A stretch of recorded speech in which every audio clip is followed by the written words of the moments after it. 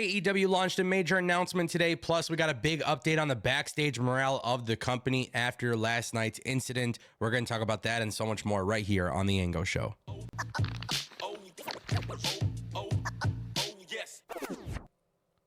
Welcome back to the Ango Show. Don't forget, we got a giveaway at 100,000 subscribers. I want to kick things off with WWE news, more specifically Roman Reigns. It doesn't look like Roman Reigns will be on WWE television anytime soon. In fact, WWE just revealed the official poster for SummerSlam, which is taking place in Cleveland, August 3rd, 2024. On the actual poster, you got Logan Paul, Cody Rhodes, Rhea Ripley, The Miz, Jade Cargill, and Bianca Belair, but no Roman Reigns and obviously no Rock. You know, and I gotta say, I'm very, very curious to see what WWE's business will look like overall without Roman on television. You know, whether or not you like Roman Reigns or hate Roman Reigns, I think it's pretty obvious that Roman Reigns and the Bloodline was a very massive storyline for the WWE. Now, how does WWE's business get affected by it? Without having them on TV being a prominent part of the story, how is WWE's business affected? I think that's a very logical and very realistic question to ask. Also, what kind of champion will Cody Rhodes be? What kind of feud can we expect for Cody Rhodes going into SummerSlam?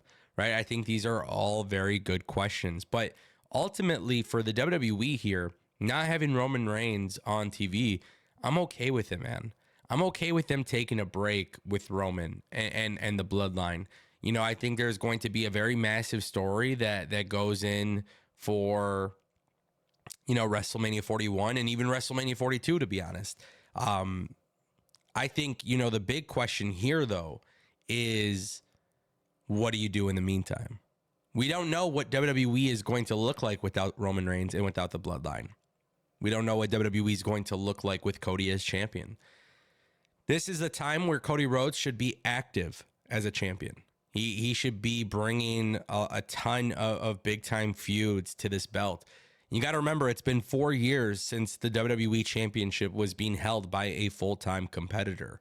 So I don't want to see Cody Rhodes go the route of Roman. And in fact, I would actually have WWE model Cody Rhodes' championship reign very similar to what they've done with Seth Rollins, because that right there is the blueprint for how to make a championship full-time and make it a working man's championship belt. So I hope WWE gets it right.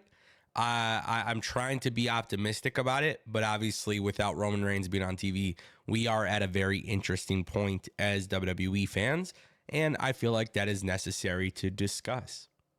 Let's bring our attention to AEW's backstage morale. And there is a lot being said here, but I want to talk about it, my friends. So let's talk about it. While speaking on Wrestling Observer Newsletter Radio, Dave Meltzer discussed the internal reaction to the footage being shown. I asked around, and the basic thing was, look, it's over and done with, this bad chapter in the history of AEW, and it's over. And no point when he can say whatever he wants, who cares? There were a couple of people who were going like, Adam Page never got to answer back and won't, and will never answer back because he doesn't want to be whatever. But most people just like, we're over it. It's not a part of our lives. It's not part of our company. Forget about it. Now here, as soon as Tony did that, then I started to hear from people, and it was people who are just really frustrated, going like, now it's back. You know, the whole thing is back, and there's things that have happened. People who have been made to look bad now, and they can't answer back.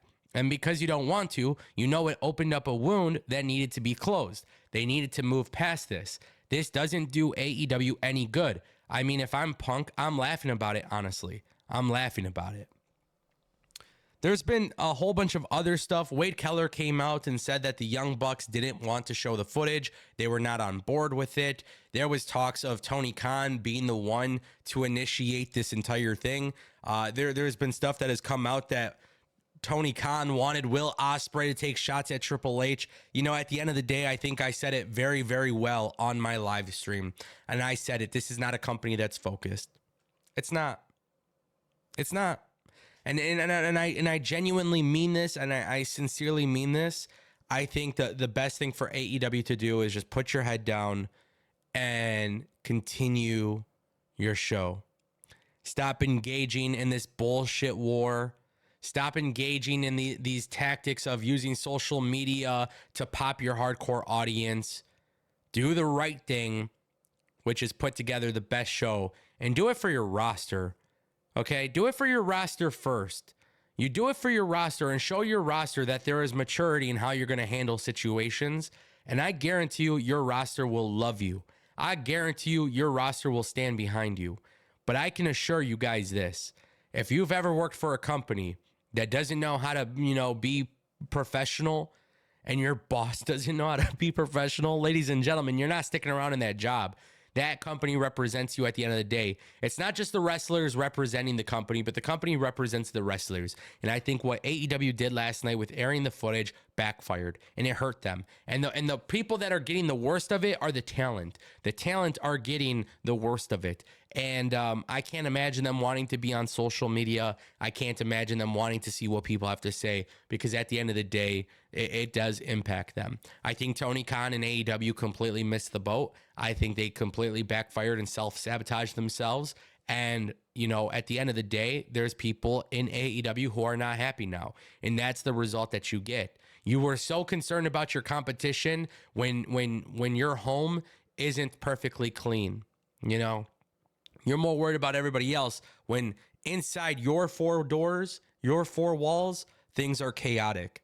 And that to me is just, it reeks of bad leadership. I feel bad that people have to work there and deal with this. And I'm hoping AEW turns it around and shows their fans and their roster that they will get back to business and never disrespect them again, because that's exactly what this was.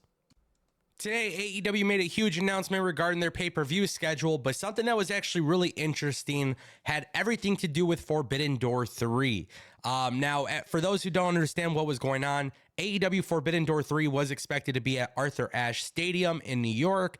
Andrew Zarian came out the other day and basically confirmed that it was not happening. Today, AEW announced that it's going to be happening in Long Island, New York at UBS Arena. Now, AEW obviously had Revolution earlier this year. The rest of their pay-per-view schedule has been revealed. Dynasty in St. Louis, Double or Nothing in Vegas, Forbidden Door 3 at UBS Arena in New York, All in London at Wembley, All Out September 1st in Chicago, Wrestle Dream back in Tacoma, and Full Gear Newark, New Jersey, World's End, Orlando, Florida.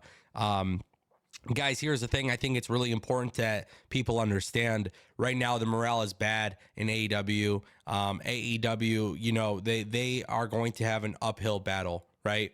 But if there's one thing that AEW does really well with, it's their pay-per-views. And I'm hoping that these pay-per-views could get them on track. I don't know if it's too late. I don't know. We'll see kind of how the fans respond and how people move forward when it comes to watching AEW. But what I will say is this. I will say that WWE and AEW have a lot of people talking right now, and the wrestling business is surging. And with AEW, you got a lot of people talking for wrong reasons, and you got WWE. WWE's got people talking for the right reasons, after WrestleMania. And I want to see a point in which both companies have everybody talking for the right reasons, positive reasons. And, with Forbidden Door 3, I don't know why they chose not to do Arthur Ashe. Do they not feel comfortable doing Arthur Ashe? Do they not feel like they could sell the stadium? I don't know. I can't speak for them. But what I do know is they will be doing things at UBS Arena. And ultimately, we'll see how it goes. I'm very curious to see what the attendance looks like moving forward for these events. Let me know what you guys think in the comments section down below.